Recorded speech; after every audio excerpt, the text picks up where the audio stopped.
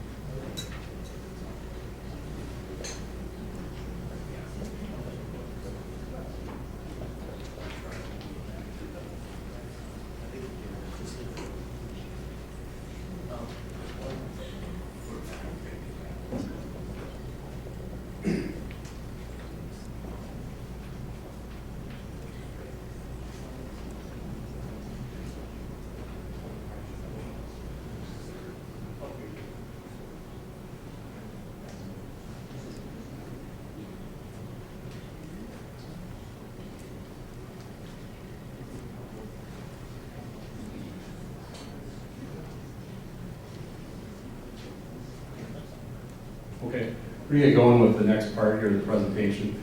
We were asked to, myself, Captain Skip Miller of the Police Department, Lieutenant Keith Gries, and Officer Kyle Johnson, to come here and talk about some of the things that we're doing in the neighborhoods on the patrol division side, some of the changes we've made over the last couple of years, how that affects the neighborhoods, and just some of the programs and so forth that we've been running here recently.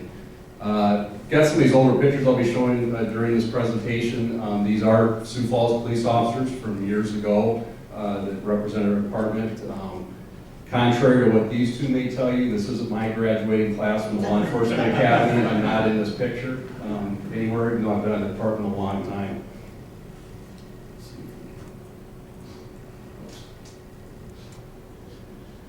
Uniform Service Division is what we're primarily going to be talking about, and that entails, I know what it said, all the uniformed officers that you see on a day-to-day basis that are either out on patrol in cars, on foot, on bikes, our SROs, school resource officers, our traffic officers, and our park officers.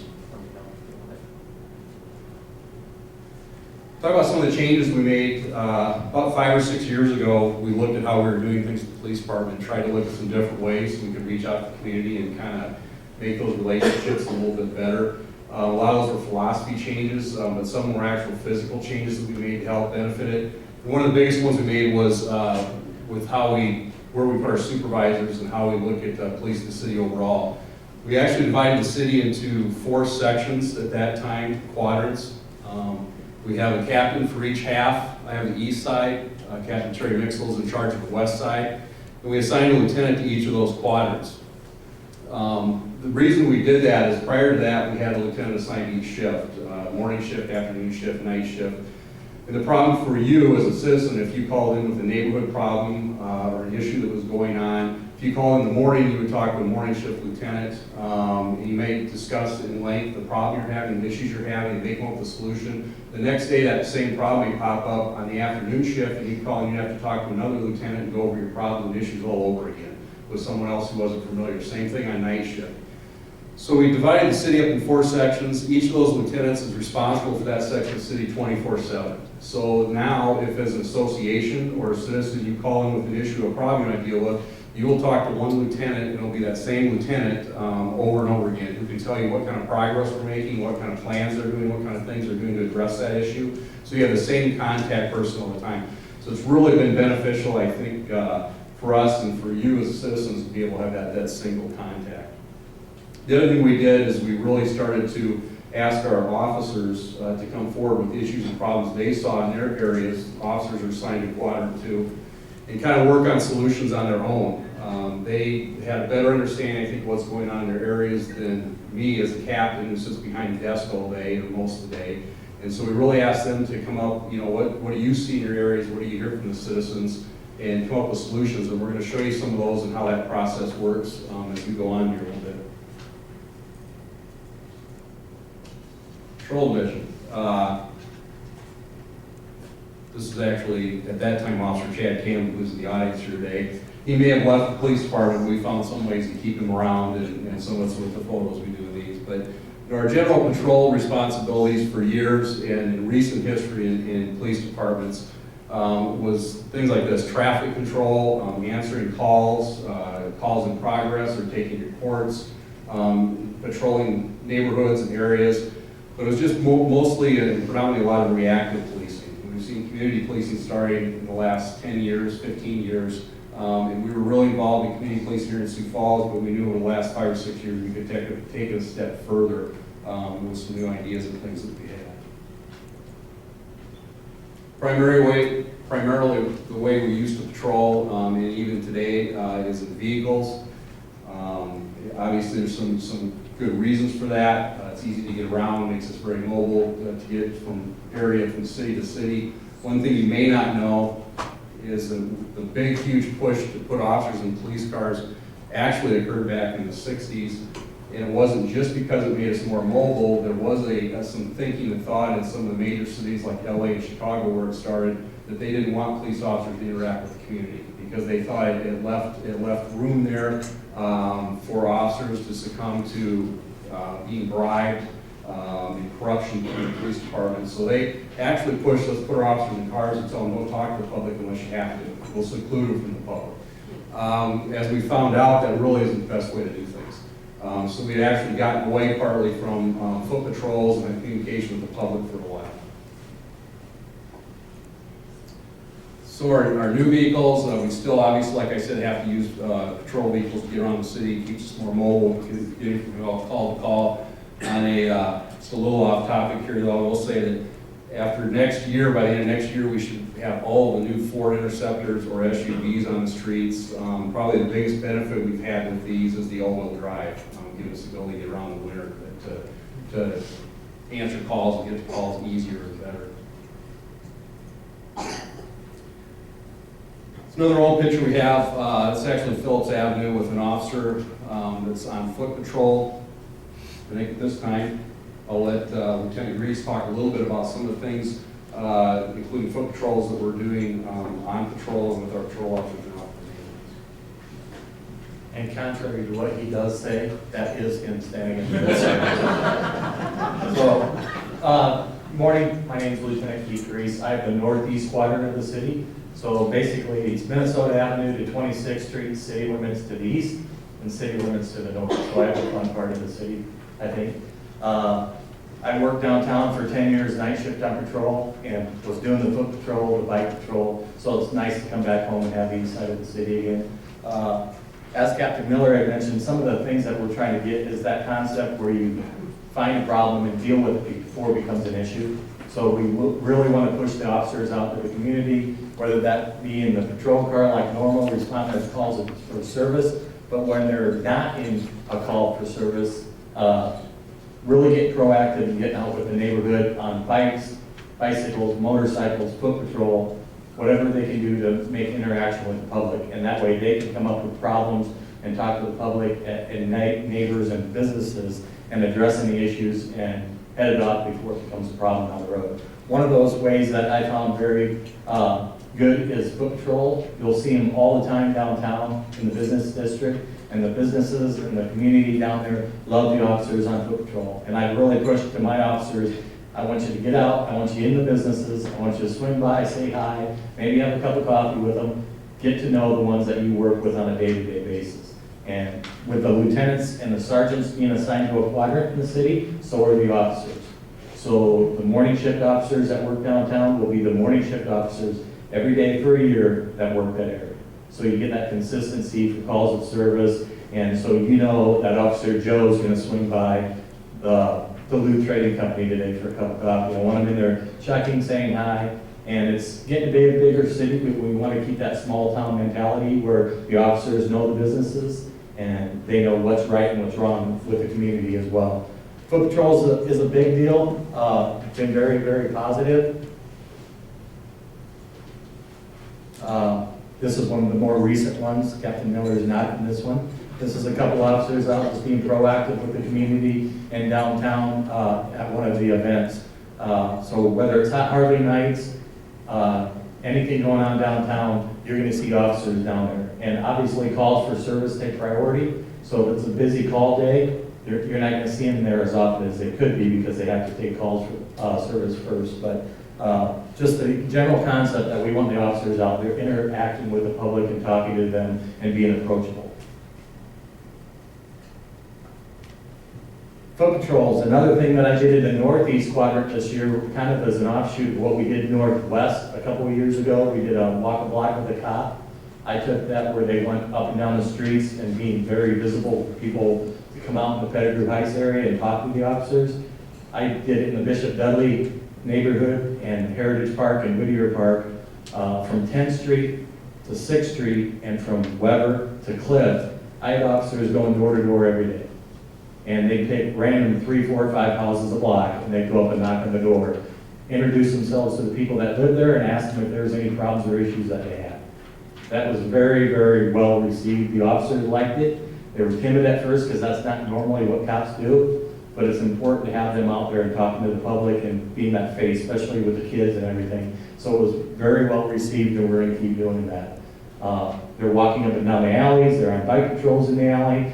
And you'll get later on in the presentation how we learn hot spots in the city where calls for service are up in certain areas and certain calls, and we want to address that. So you got to flood that area with officers like we did in the Whittier Heritage Park area. So this is one of the officers doing a door-to-door, and it could be anything from, hi, my name's Officer Smith. Just wanted to stop and say hi. Do you have any issues or problems you'd like to discuss? Nope. Okay. Well, thank you. Here's my business card. I work this day and I have these days off. So they're introduced to the people. Next one's bike patrol. I did bike patrol downtown in this area for 8 years on night shift. It was the funnest thing to do as a cop. One, you get exercise at the little pedometer or whatever that showed, normally I rode 25, 26 miles a night. And you can get the calls really, really, really quick, and you can see things that other people in a squad car you can't see, up and down alleys, and just very, very, very good. And it's really good in the parks and during events like Jazz Fest, Hot Harley Nights, and anything downtown. You're going to see these going out in the neighborhoods as well. If we're in a neighborhood, northeast, northwest, southwest, or southeast that are having car hopper or larceny problems or burglary problems, we'll park squad cars 2, 3 blocks away and have them ride in on bikes. And they'll just saturate the area on bike patrol. So it's been very, very successful for us. Meeting the public. This is one of my officers that's involved with the Coffee with a Cop program. This is at Dunn Brothers on East 26th Street. They set up 4 to 6 events a year for Coffee with a Cop. They partner with different businesses around the city, and they just have an hour, hour and a half coffee session with people where they're sitting there drinking coffee, and the public can come in and talk to them and voice any concerns or questions they might have. Very, very successful. Everyone loves it, including the officers. So the next couple slides you'll see, we'll be dealing with that. That's Sergeant Dearman. She's one of my sergeants, and she's at Dunn Brothers talking to a couple kids for Coffee with the Cop. They just had the last one of the year was last week. And I'll let Officer Johnson talk about this. This is a National Night Out event.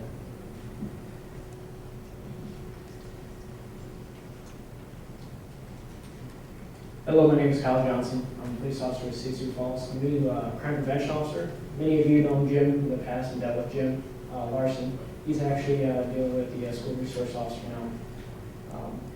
National Night Out is a program with the Neighborhood Watch. We have approximately 60 neighborhood watches that are still active in Sioux Falls. The reason why I say active is we still have a captain, we still have dialogue, and we also participate in things like this as far as National Night Out. We've been doing National Night Out for a few years now. I think we had between 10 and 15 neighborhood watches actually participate in this. It's a good way for myself, street officers, and also the administration to come out, meet the public. You guys can meet us, say any problems you guys are having in the neighborhood, and so that way we can work together and solve them. Neighborhood Watch program is a program where if you want one started in your neighborhood, you can just give me a call. My number is 978-6866. I also have business cards in the on the desk that we have in the front there. So don't hesitate to swing by, get a card, talk to me about it. What normally happens is, what we do is, I'll talk to you about the program. And what the program is mainly is getting together with your block. We normally start with about a block long, because we're trying to get about 70% participation in the program on your block. And what the participation is participating in stuff like this, National Night Out, where you actually come out, you actually talk to us, you actually talk to your neighbors, you get out. There's also a portion of the program which is the community policing through environmental design. It's a long name for essentially make sure the lighting is good, make sure that your bushes and trees are trimmed back so that way you can actually, someone can actually see if someone's trying to break into your house or something like that. Just simple things like that, but we just kind of want to have essentially participation in that so that way we can help you can help us fight crime in your neighborhood. Also another one is participating in when officers come out and try to deal with a situation. It's also a good thing for citizens arrest forms, so that way we can help you take care of a problem that's in the neighborhood with an arrest that we don't see. Those are all go together as far as participation in the program. That's the reason why I say we ask for 7% at least in the neighborhood to participate. And it's just a pledge that you're going to be a good neighbor. Neighborhood Watch is a program that's based off of what neighborhoods used to be like a long time ago, where we were talking about having chili tomorrow and being together and talking to people. That's something that doesn't really happen a whole bunch anymore.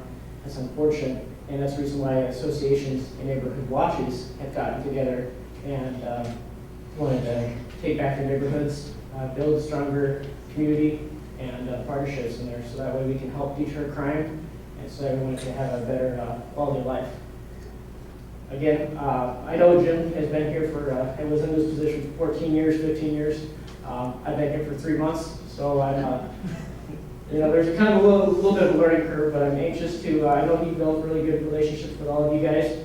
I'm anxious to meet all of you and talk to you about anything we can address and build the same relationship with you too. So.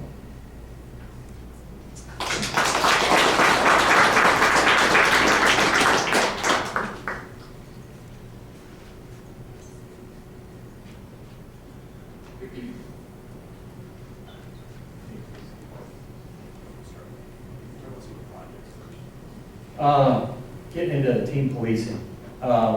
We have numerous projects around the city that the police department wants to get involved with. And if you haven't noticed, the common theme here is we can't do our job without the public's help. It's a lot better to get out there and talk and introduce Officer Joe to Citizen Fred. It helps a lot, and some of that is Coffee with the Cop is one I mentioned. Another one's the Carts, Kids, and Cops at Thunder Road, where the officers take some children from around the city, the Bowden Youth Center, I think, and they bring them out there, and it's an all-event, sponsored event for free for the kids who use the theme park and the go-karts and the golf course. And it's just officers on their off time working with the kids to do that. There's basketball games at Bowden Youth Center that we play the kids all the time in. We have the Casting with the Cop, which is a fishing tournament out at Soka on West 12th Street. And one of my officers runs that one, and all they do is get some disadvantaged children that don't have the opportunity to do so, and we take them out and we go fishing for an afternoon. So it's another way, because the kids, you know, like the song said, are the future, so we want to reach out to the kids as much as possible.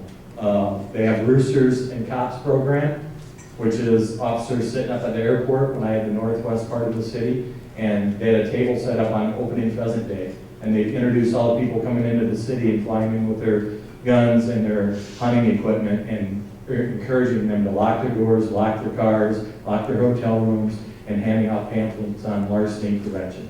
So just several different aspects in the city that we're trying to get out there and actually proactively meet the public and work with the public. Because, like I said, our job's a lot easier when we have the benefit of having the public's help.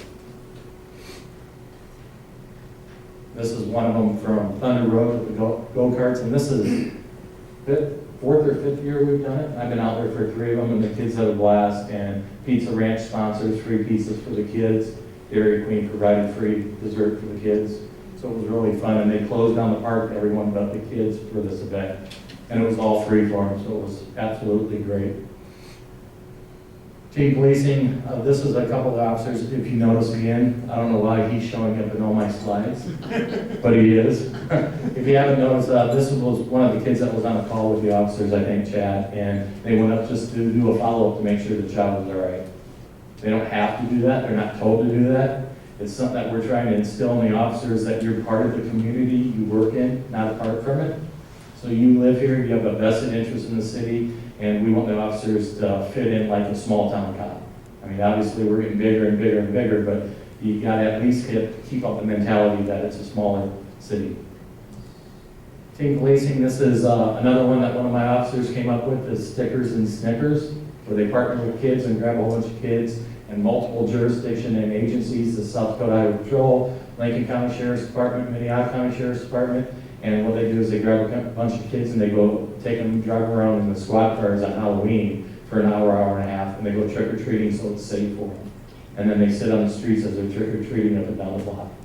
That's been going on for about 5-6 years, I think, and it's successful every year. And once again, I'll give kudos out. You got some local businesses, I think it was Lewis, that donates all the candy to the kids. So they're handing out 15, 20, 30 pounds of candy. So it's kind of fun.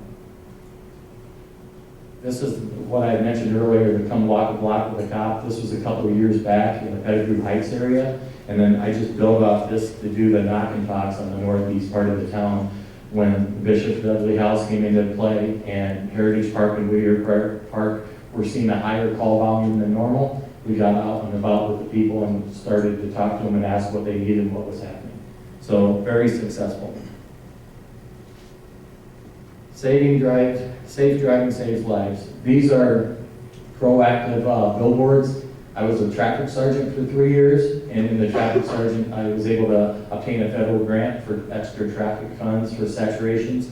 And one of the things we used to do that was billboards throughout the city. So I'm sure you've seen several of these in about 8 or 10 different locations in the city, and they run concurrently throughout the year. And they have different themes: distracted driving, seatbelt, accident avoidance, speed safety, and speed reduction. And into the team policing, Captain Miller is the expert on that. So real quick, I'm going to go back. Some of the stuff that we've shown here, reference some of the projects we've done in the community outreach and talking to people and so forth. There was a question earlier someone had asked about if we had an incident here in Sioux Falls, mentioned something with Baltimore and Ferguson and that, and if they thought that the police department would have the support of the city.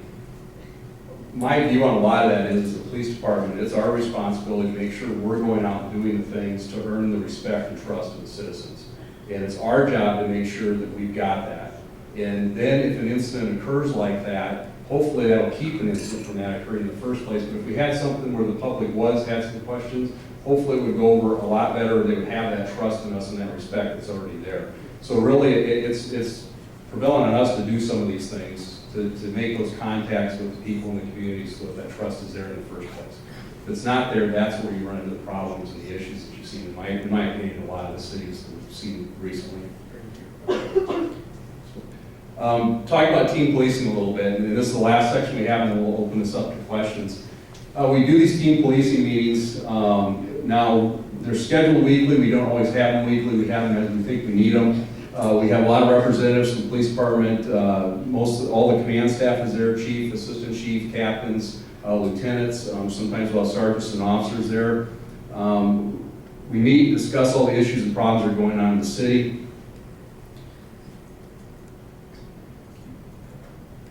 One of the things we do is look at the stats that are going on in each area, how many larcenies, burglaries. It's kind of an example of that. We look and see if we've had an increase in crimes in any one area from month to month or from year to year. And if we have, how are we addressing those issues? What are we doing to address those issues? And I'll show you an example of how we use those. This is another example of some of the things Lieutenant Gries talked about hot spots. We get maps and we'll get these hot spots that show up that tell us where we've had a rise in crime, or cold spots where it's decreased. And we can look at those again and see what kind of crimes we've had in those areas, and again start coming up with solutions. Here's the example that I was talking about. We had an area several years ago where we had an increase in burglaries and thefts. Everything that has a T is a theft, everything with a B is a burglary. These were predominantly by far being done with garage doors that were left open overnight, doors that were left unlocked, and car doors that were left unlocked for vehicles out in the street. So we got together, looked at this, discussed different ways we could address that issue, and we came up with this flyer campaign where we had these flyers made up, two-sided. One side talked about securing your vehicle, keeping things of value out of sight. The other one talked about keeping your garage doors closed and how important it is to keep the exterior of your house well lit and park in lit areas and so forth. We actually had some of the kids in our Explorer program go out with some of our officers, and we handed these out in that designated area we had. And the hope was, again, to notify the public, inform the public things they could do to help us out to stop these crimes and see what would happen. And here's the results that we got from that. We literally went from, if you see the squares, the area where we had the thefts and the burglaries, and where we handed out the flyers.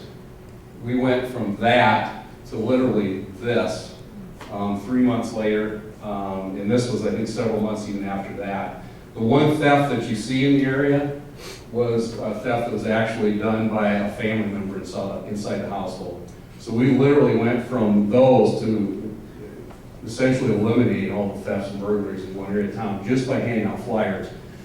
Which for us, if we take that time to make up those flyers, put the officers out there and hand them out, that's all work we don't have to do down the road. And it's stuff that people didn't get stolen in the first place that we have to recover so they don't lose their property. So we're looking at a continuing program such as that. There's an example of several months after we handed out those flyers. You can see there we handed out the flyers, and you can see what's still going on around that area in reference to some of the thefts and burglaries that were occurring. So it's very effective. This is another flyer campaign. We did another every town with the same results. You can see on the left before and on the right after we did that. And I'll tell you, I threw this up here and debated whether I was going to keep this on here or not, but I ended up keeping it on. It's kind of interesting how we always think we come up with new ideas on how to police and things that we need to do and be in touch with the community, and a lot of people talk about that as being something new.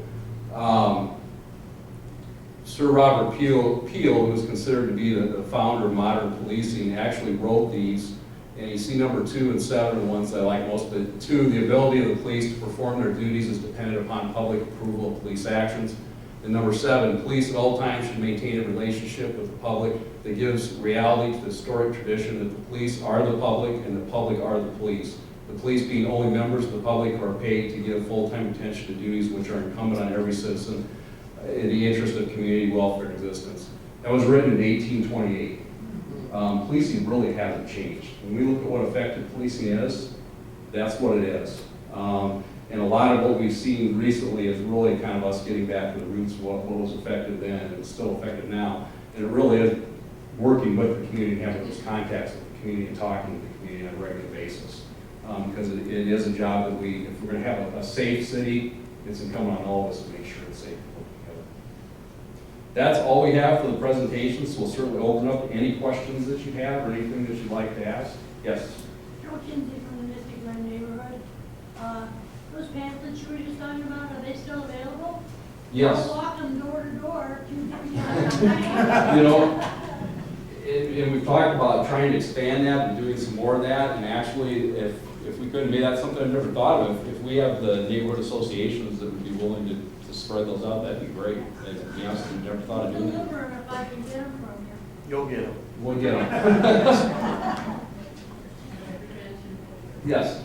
I just want to say thank you to you guys, because we had at least one, and sometimes 3 officers, and sometimes an intern as well, come to all of our neighborhood meetings.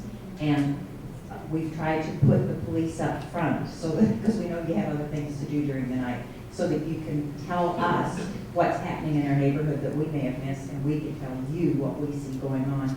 And I think it's been fantastic, and it's made a huge difference in our neighborhood. I appreciate it.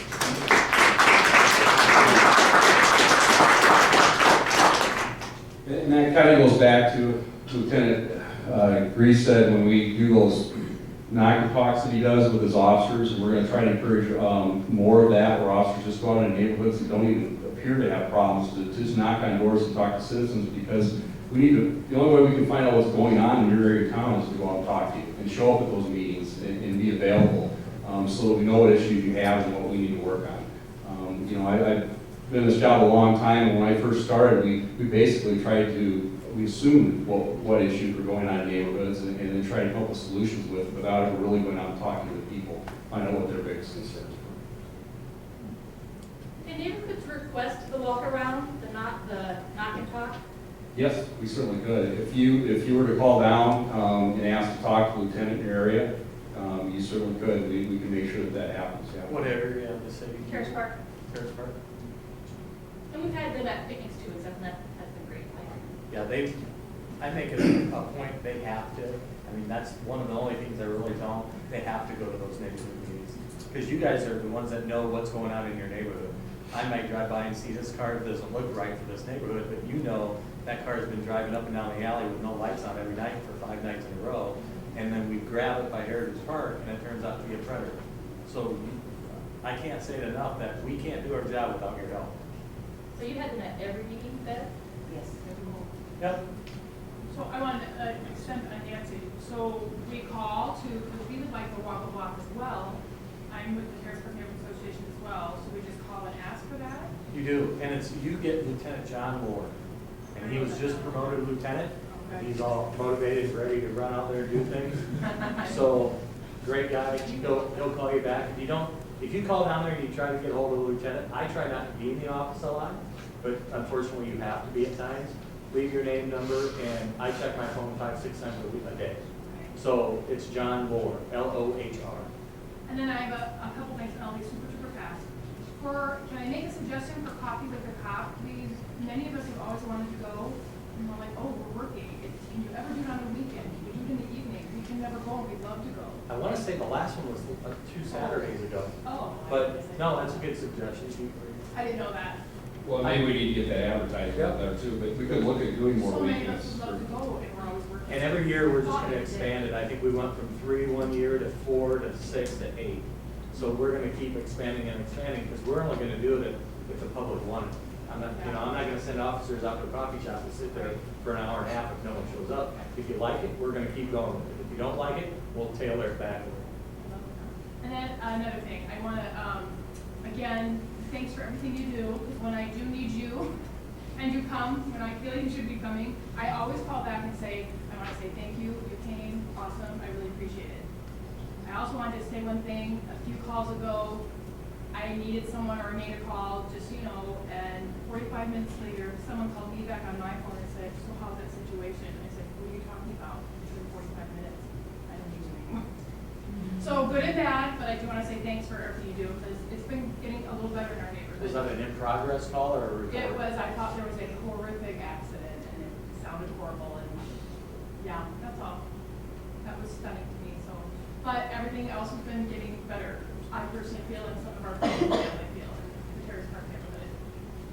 We've called and said, thanks, we appreciate you coming, so. Something like an accident thought happened, something that should have been put out right away, we should have answered. Yeah, he said it was really good. That's all. Good and bad, lots of good though too. Yes. I would say for Henry Heights, I mean, it's definitely cleaning up too. I think part of it, I see more officers out on the street, out on bikes, just out and about. So it's just been really good, so appreciate it. Thanks. They tried hard. That's working. Yes. Some time ago, an officer said, report to us when you see graffiti, because that's how we clean up our city, when we know about it. I've been calling in for graffiti often. Still want to have that goes back 5 years. Yes. Yes, absolutely. Yeah, if you have graffiti in your area, call us and we can do a report on it and make sure the appropriate people know about it, get it cleaned up. And if it doesn't get cleaned up, call us again and let us know. Right away. So I think we do a really good job citywide getting those cleaned up. The city's outstanding with that. Usually, I think they have 12 or 14 days, they get 10 days to get it cleaned up, and otherwise they get a fine, or they have to take care of it. And you don't want slang or swear words on somebody's wall or garage, so yeah, you definitely call in. Don't ever think you can't go in, because we want to know about it. It's definitely important for us to get that cleaned up as quick as we can, because if you don't, it just spreads and spreads and it grows. So. One thing on the gang thing, and I'm just gonna say this because I have the street crimes unit for the city as well.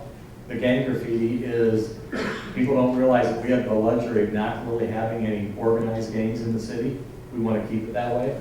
You go 100 miles south or into, a couple 100 miles west or east, and you're gonna run into regular scheduled gangs, even like 50 miles east. We don't have that here. And some of that is because of the calls that you make. If you call in graffiti, it might just be scribbling on a wall to you. The guys can come out there, take photos of it, and then that goes to the gang task force, and it can help us determine if somebody else is trying to move into the city. And then we jump all over. So we need that. You need to call on that. Hopefully the officers see it when they're on patrol, but if they don't, it could be somebody tagging it that's setting up, trying to move into the city. That answer your question, sir? Yes. Yes, sir. Okay, one of the issues I would like to address that we speak about in a very precise location is vehicles speeding through the neighborhoods. And the area that I'm concerned about is from 18th Street in Dakota to 14th in Dakota, Main from 14th and Main to 17th, Phillips and 14th to 17. We have a small corridor there that leads to the gateway to the All Saints School right there. So we have vehicles that come off Dakota Avenue. Most of the speeding that we get on Dakota comes going north. Some of it is very identifiable because when me and Tom out there, some of it is, we have issues with Papa John, Jimmy John. Freaky fast Jimmy John. Okay. And Domino's, because what happens is they're located right on Minnesota, right there. They come down, they go the backside, come down Dakota, and there have been times that you all have brought out the speed detector, the poster signs. That's not for the neighborhood to slow traffic down, that we see that there are people that just turn the corner and gun it. And, we've addressed the issue, we've talked to the issue and stuff because they say it's a emergency snow route, some of the reasons why traffic is allowed to free flow. But my question is, I would like to see an unmarked vehicle or anything, person just sitting there actually watching people just race down the street as you all did with the incidents out south that were brought in and stuff. Our neighborhood, we have children in the neighborhood. We don't have any defined crossings at any of those intersections in the neighborhood there. So we have people who come in town in the morning, going to work, they come down Phillips. We have people leaving in the evening, they come up Main, it's a one-way, they're forced to come. We weren't able to get a stop sign put up at the intersection, but it's just a free-for-all, and the only thing that we will get out there is somebody bringing out the speed thing to sit there, but there's no enforcement. Okay. Well, and I'll let Lieutenant Gries answer this. Give me your information, we're done here, and I'll have our lieutenant in traffic section call you and get some people assigned to that area, and then you can feel free to call them back or be back and see how the results are going. I'll give you my card too when we're done here. And those trailers too, realize that the trailers have a twofold reason why we put them out. One is we hope that it deters, not always, that it deters the road, but it also records all the speeds that we see going down there so that then we can look at that data later to determine what kind of a problem we have or issue maybe in that neighborhood.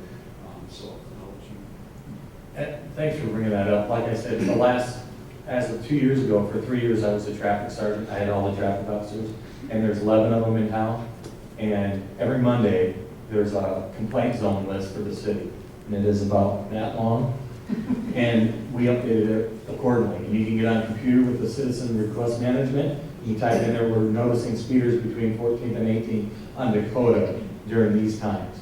And I would send officers out, and then I gave them that every Monday at briefing. They had the list for the week with the hot top 5 in the city, and they hit it. Like South Cliff was one, North Cliff and 1100 Block North going to Morales was one. I put the trailers out that you were talking about because it's a procedure. You get a complaint call, I'm going to put a trailer out there when I get enough calls and problems. It's going to record the data for a week and see if we've got a big issue, and then we start proactively sending officers on motorcycles. I even use bike patrol, are great. You wouldn't think so for traffic enforcement, but on the viaduct bridges downtown, they'll sit in the middle, run LiDAR, and have cops waiting at the stoplight and writing their ticket. So that's a big complaint zone. So yes, if there's a problem, call the quadrant lieutenant. You can call the police department and ask to talk to the traffic supervisor, and then you get them right away. And I take 5, 6 calls of those a week, but you can also get online at home and enter that issue into the CRM system. And just wherever you live in town. And I wrote down your address, or those spots you told me. Right. So when we're done, I will pass it on to the traffic sergeant, because that's why they have traffic officers. Yeah, just So, then on that note, we, as the Terrace Park Neighborhood Association, 2 years ago, I'm not sure who came out with one of our major groups, and he was talking to us, because we were saying we had major concern about, we have so many kids, and there's so much speed. It's a major strip for us. Would they be willing to do the strips or something like that? He said, yes, never came. I then called and said, I know you're busy, I left a message. Can you tell us when they might come out? It was a long meeting. Called me back a few days later. We're busy, I haven't gotten to it. I called them back again. I said, are they going to get out this summer? Because now winter's coming, and we don't have the major problem as much as winter. I've never received a final call back. It's been 2 summers. Are you talking the cables on the street? Yeah, so is that you guys? Or No, that is city traffic engineers, and the traffic section works hand in hand with them. I was on the phone with Keith all the time, That's him. and Bob Teaser, and I can contact him for that. But yeah, when I say it's a procedure, you got to understand, when I say that list is this big, everyone's call on, we have speeders in our area, has to take priority. Well, if I have 180 of them, you're sitting there with 11 officers, and it sounds like an excuse, but you've got to put your pieces where they're most needed. So I put the speed trailer out there. If it shows a problem, I would get with Heath and I'd say, we need the tubes put down. He put them down, and that tracks it more consistently for like a month. And then they come in there and reevaluate the speeds, reevaluate traffic lights, stop signs, yield signs, anything to slow the people down. Signs saying caution, kids at play, all that stuff. So you just gotta. We need to get in contact with Heath again. That, or if it's a speed problem, you need to start with the traffic section. Because they can cut, I don't want to say, the city's great about not having red tape, but Sergeant Brink is the traffic sergeant, and he can go right to Heath. You can go right to him as well. Well, we did. Yep. Several times. He's very good, he loves his job, he's very busy, but he's very passionate about it, and I talk to him probably 2-3 times a week. And he was great, but he's just like everyone else, everyone wants them, and I don't know how many sets they have and how I many. get it. So who should we go to promotion for next summer if you think we're having a problem? Sergeant Brink, Okay. the traffic sergeant. Oh, if you don't remember his name, just call the department and say, I need to talk to a traffic supervisor. Okay, thank you. Yep. I think we're doing some changes too, starting next year. We started this year where we're gonna try to get our patrol officers more involved in that complaint list too. We're gonna get that list out to patrol officers and try to get them to work when they're free and able to. So trying to just help out traffic a little bit with that list. And we'll also be adding a traffic officer coming up towards the beginning of next year. So we'll have another officer dedicated to just those complaints in March. To help do that. Yes. Got a microphone. Say, I like the bike trail. It's a great spot to ride my bike. And, you know, there's some signs on the bike trail that say no motorized vehicles are not allowed. And then I see police on motorcycles on the bike trail. That really rubs me the wrong way. And last summer I saw a couple of patrol cars on the bike trail. And that's even more ridiculous. Why don't you guys like get in decent enough shape, ride a bicycle, or get an electric bike and keep those motorized vehicles off the bike trail like the rest of us? Well, and I'll let Lieutenant Gries address this, but we actually do have the bike officers on the bike trail. But it's a little hard for them to cover the whole trail. We actually are looking at electric vehicles for the bike trail. We're looking heavily into that. It's a good idea. Yeah, like the hover cats from Back to the Future. I will take that because I'm one of those motorcycle cops that were on the bike path. Usually you're only going to see traffic officers or park officers in the city are the only officers that are motor qualified, traffic cops or park cops. The city has, at one point this year, was 82 structured parks interlinked with a bike path. It's not feasible to send bike patrol officers from Falls Park to over by Sertoma on a bicycle. Their response time would be like 45 minutes. So obviously we put motors on there. I've been on there several times in the last 5 years, and they're cautioned, and like I am, that civilians, bicyclists, walkers, whatever, you get off the bike path, because I can drive on the grass. And the speed is 15, and if they're not doing that, I'd encourage you to call in, because that's what they're told, that's the restrictions. But it's a lot easier to, somebody calls down at Pasley Park, and the closest officer is Falls Park, for a park officer, they have to get there quickly. And the quickest way, a lot of times, is on the bike path rather than jumping down the streets. But does that answer your question? I'm not saying you gotta agree with it, I'm just telling you that's why you see them. I know it's convenient to break the law when. Well, it's not, It's not breaking the law. Just call it federal. it's not like convenient, but if you have victims that want our response, there are people that need our help sometimes. And the only way we can patrol the bike trails, it's just like if you have a, but it's just like if the sidewalk broke in the bike trail, they have to put a truck down there to get the concrete on it. They're not gonna wheelbarrow the concrete to the thing. It's just the same, there's some things that you have to do to maintain the streets. And all the times we make arrests on the bike path, we're not gonna put them on the back of a pedal bike and pedal them to a squad car. The squad car is gonna drive on the bike path in a slow, safe manner, pick them up and leave the quickest exit. Now, having said that, let me say, having said that, Just as a matter of general principle, just patrolling it, not looking for any particular crime. You know, if you don't need to do that, you shouldn't do that. Just get a pedal bike or an electric bike. and like I said, we are looking at some of those things, and having said what we said, we need to realize too that when we do that, it's a privilege, and we need to make sure that we're doing right, we're driving under the rules that we've set, and that we don't have officers abusing that and what's going on. So it's important to us, if you see something you think where they're abusing that privilege, to let us know. I can tell you that all the years in traffic, and I was still on the bike path this year, even not on traffic on Harmony, is the park officers, the park workers, the people up and down through all the parks love seeing the cops on the bike path. And they love seeing them on the motorcycles because they go slow, they're there for a reason. When we're having those sex offenses happening and people pulling people off the bike paths, I want a cop to get there quick. I don't want somebody pedaling from the station to go to Pasley Park or driving down there. But I understand what you're saying because I get calls every once in a while on that. And I just tell them, if, you know, the state gives law enforcement the rights to violate traffic laws when the condition is appropriate. You know, they can stop, look at the red lights, hit their lights, and go through a red light. The state gives you that opportunity, but if they're abusing it, you need to call in, and I will deal with it. Any other questions? One more question for PD, and then we need a transition. Yes, sir. I live out on West 9th in the between La Mesa and Valley View, and I have for several years gone through the process of excessive speed. We have we have a guarantee that our streets are to remain 20-mile-an-hour streets.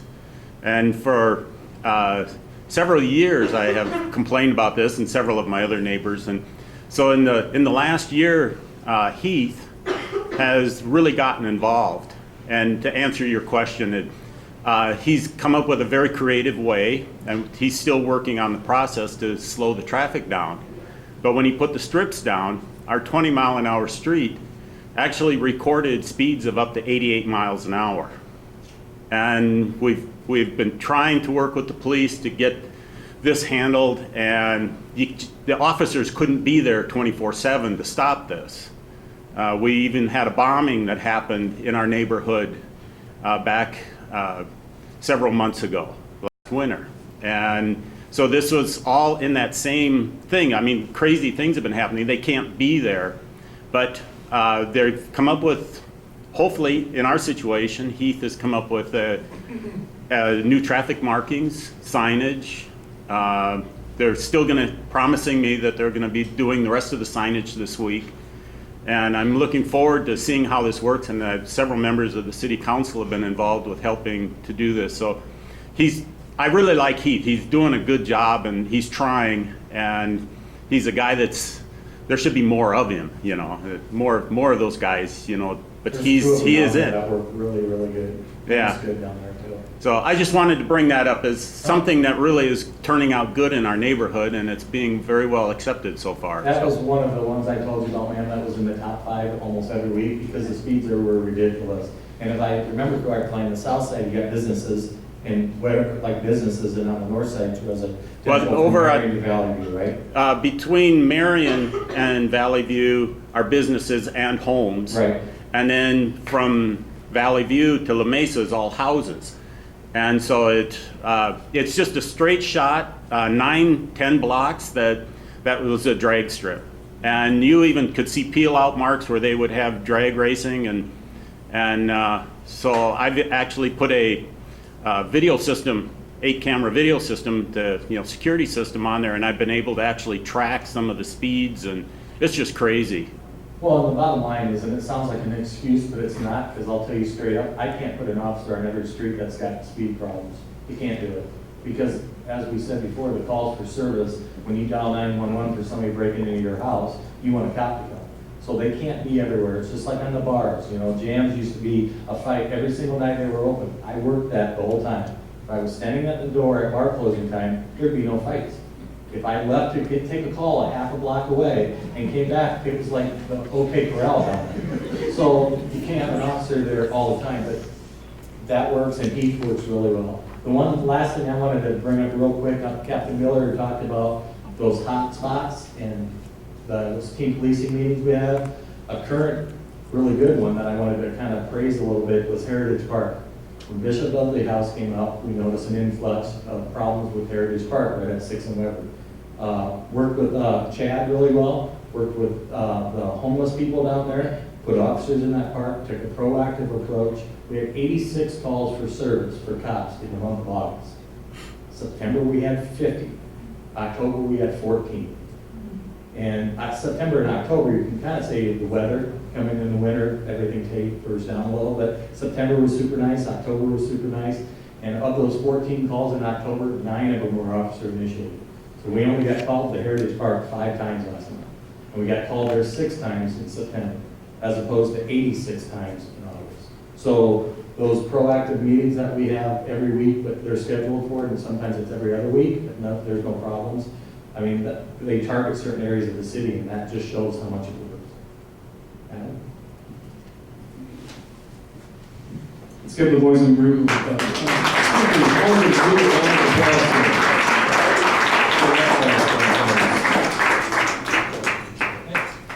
Come on, Soda Pop, let's go.